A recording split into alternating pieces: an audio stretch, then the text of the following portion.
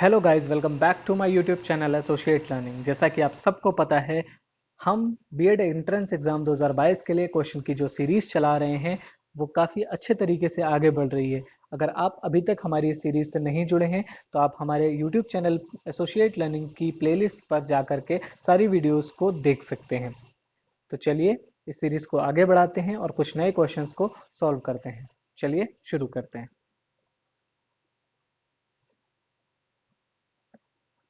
पहला क्वेश्चन है, रस्सी को सांप समझ लेना क्या है? ऑप्शन ए संदेह, ऑप्शन बी अंधविश्वास, ऑप्शन सी भावना या ऑप्शन डी भ्रम। जैसे मान लीजिए रस्सी पड़ी हुई है, उसको आपने सांप समझ लिया तो ये हमारा अंधविश्वास तो बिल्कुल नहीं होगा। क्या हमें उस पर संदेह है? नहीं। क्या ये हमारी भावना है? नहीं। तो इसका करेक्ट आंसर क्या हो जाएगा? ऑप्शन डी भ्रम।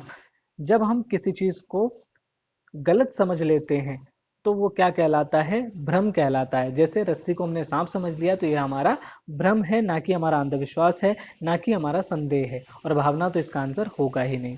ठीक है, तो इस क्वेश्चन का करेक्ट आंसर क्या हो जाएगा? ऑप्शन डी भ्रम। अगला क्वेश्चन है, आयु में बड़े व्यक्ति को क्या कहते हैं? ऑप्शन ए पूजनीय, ऑप्शन बी ज्येष्ठ, ऑप्शन सी वरिष्ठ या ऑप्शन डी कनिष्ठ। तो इस क्वेश्चन का करेक्ट आंसर हो जाएगा ऑप्शन बी ज्येष्ठ। जो भी हमारे बड़े लोग होते हैं या जो भी हमसे बड़ा होता है उस हर व्यक्ति को हम ज्येष्ठ कहते हैं। ठीक है। वरिष्ठ जो हमसे पद में बड़े होते हैं उसको हम वरिष्ठ कहते हैं। जो हमसे पद में छोटे होते हैं उनके लिए हम कनिष्ठ शब्द का प्रयोग करते हैं। लेकिन जो हमसे आयु में बड़े व्यक्ति होते हैं उनके लिए हम किसका प्रयोग करते हैं? ऑप्शन बी ज्येष्ठ का प्रयोग करते हैं। अगला क्वेश्चन है, सूरदास के गुरु का नाम था? Option A Kabirdas, option B Rahim, option C Vallabhacharya या ऑप्शन डी शंकराचार्य। तो इस क्वेश्चन का करेक्ट आंसर हो जाएगा ऑप्शन सी वल्लभाचार्य। वल्लभाचार्य जो थे वो सूरदास के गुरु थे और वल्लभाचार्य के जो पुत्र थे उनका नाम था विठल दास। विठल दास। ठीक है। वल्लभाचार्य के जो पुत्र थे उनका नाम था विठल दास। और विठल दास ने क्या किया था? विठल दास ने एक समूह बनाया था जिसमें 8 कवियों को उन्होंने शामिल किया था, जिसमें से एक सूरदास भी थे। अगला क्वेश्चन है, सुमित्रा नंदन पंत की वो रचना जिसे ज्ञानपीठ पुरस्कार मिला है? Option A Pallav, option B Chidambara, option C Gramya या ऑप्शन डी ग्रंथि। तो इस क्वेश्चन का करेक्ट आंसर हो जाएगा ऑप्शन बी चिदम्बरा। ठीक है। चिदम्बरा के लिए सुमित्रा नंदन पंत को क्या मिला है? सुमित्रा नंदन को मिला है ज्ञानपीठ पुरस्कार। ज्ञानपीठ पुरस्कार साहित्य के क्षेत्र में दिया जाने वाला एक पुरस्कार है। अगला क्वेश्चन है, हिंदी को राजभाषा का दर्जा कब मिला था? ऑप्शन ए 15 अगस्त 1947, ऑप्शन बी 14 सितंबर 1949, ऑप्शन सी 26 जनवरी 1949 या 26 जनवरी 1950। तो इस क्वेश्चन का करेक्ट आंसर हो जाएगा ऑप्शन डी 14 सितंबर 1949 को। 1949 को 14 सितंबर को इसका ये दर्जा दिया गया था। इसीलिए 14 सितंबर को हम क्या मनाते हैं? हिंदी दिवस के रूप में मनाते हैं। 14 सितंबर को क्या मनाया जाता है? हिंदी दिवस के रूप में मनाया जाता है। क्यों? क्योंकि इसी दिन हिंदी को राजभाषा का दर्जा दिया गया था। इसके अलावा अगर हम देखें तो 15 अगस्त 1947 को भारत आजाद हुआ था।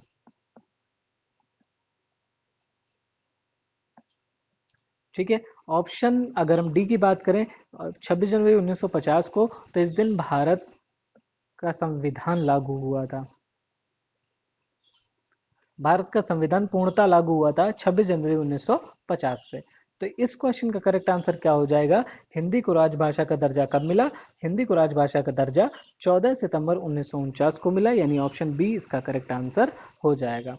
अगला क्वेश्चन है, बीजक किसकी रचनाओं का संकलन है? Option A Jayasi, option B Tulsi, option C Kabir या ऑप्शन डी सूरदास। तो इस क्वेश्चन का करेक्ट आंसर है कबीरदास। कबीरदास की जो रचनाएं थी उनका जो संकलन कहलाया वो क्या कहलाया? बीजक कहलाया। ठीक है। अगला क्वेश्चन है, दिव सावसान का अर्थ है? ऑप्शन ए दिवस का अवसान, ऑप्शन बी दिवा स्वप्न, ऑप्शन सी दिवस का अंत या ऑप्शन डी संध्या। इस क्वेश्चन के लिए अगर हम ध्यान से देखें तो इस क्वेश्चन में तीन ऑप्शन हमें सही लग रहे हैं। पहला ऑप्शन, तीसरा ऑप्शन और चौथा ऑप्शन। दिवस का अवसान यानी दिन की समाप्ति, वो भी होता है। दिवस का अंत वो भी होता है और संध्या भी होती है। लेकिन इस क्वेश्चन का जो करेक्ट आंसर होगा वो होगा ऑप्शन डी संध्या। क्योंकि दिव दिवसावसान। दिवसावसान का अर्थ होता है दिवस का अवसान, यानी दिवस का खत्म होना, और उसके लिए एक शब्द प्रयोग किया जाता है जिसे हम संध्या कहते हैं। तो जिन शब्दों के लिए पर्टिकुलर किसी शब्द का प्रयोग किया जाता है उसका करेक्ट आंसर वही होता है। तो इस क्वेश्चन का करेक्ट आंसर क्या हो जाएगा? संध्या। ठीक है, दिवसावसान का अर्थ होता है संध्या होना। ठीक है, तो आंसर क्या हो जाएगा? संध्या। अगला क्वेश्चन है, नीरस में कौन सी संधि है?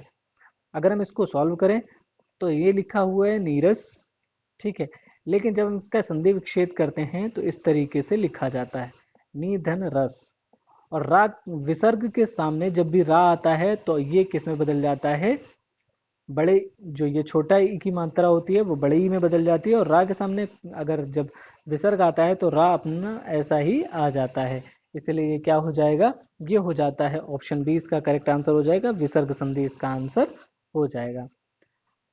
अगला क्वेश्चन है, पंचवटी में कौन सा समास है? ऑप्शन ए द्वंद्व समास, ऑप्शन बी कर्मधारय, ऑप्शन सी द्विगु समास, या ऑप्शन डी तत्पुरुष समास। सबसे पहले एक बात समझ लीजिए, ये जो द्वंद्व लिखा हुआ है, द्वंद्व लिखा है, इसे द्वंद्व ऐसे भी लिखा जाता है, या द्वंद्व इसे इस तरीके से भी लिखा जाता है। तो ये दोनों अगर आते हैं तो दोनों का मतलब एक ही होता है। लेकिन पंचवटी में कौन सा समास है? तो पंचवटी यानी पांच वटों का समूह। ठीक है, पांच वटों का मतलब, वट का मतलब होता है वृक्ष, यानी पांच वृक्षों का समूह क्या कहलाता है? पंचवटी कहलाता है। तो पांच, पांच किसके अंतर आता है? द्विगु समास के अंतर आता है, और इसका करेक्ट आंसर हो जाएगा ऑप्शन सी, द्विगु समास। ठीक है, अगला क्वेश्चन है, शयन में संधि है। ऑप्शन ए स्वर संधि, ऑप्शन बी विसर्ग संधि, ऑप्शन सी व्यंजन संधि, या ऑप्शन डी कोई भी नहीं। तो इसका करेक्ट आंसर हो जाएगा ऑप्शन ए स्वर संधि। स्वर संधि इसका आंसर हो जाएगा, लेकिन अगर स्वर संधि ऑप्शन में नहीं दिया होगा तो इसका आंसर क्या हो जाएगा? अयादि संधि हो जाएगा। ठीक है, अयादि संधि स्वर संधि का ही पार्ट होता है। स्वर संधि पांच प्रकार की होती है, उसी में से एक होती है अयादि संधि, और अयादि संधि के अंतर्गत हम शयन का संधि विच्छेद कर पाते हैं। तो इस क्वेश्चन का करेक्ट आंसर हो जाएगा स्वर संधि। उम्मीद करता हूं आपको वीडियो अच्छा लगा होगा। अच्छा लगा हो तो वीडियो को लाइक करें, कमेंट करें, शेयर करें, और हमारे चैनल को सब्सक्राइब करना ना भूलें।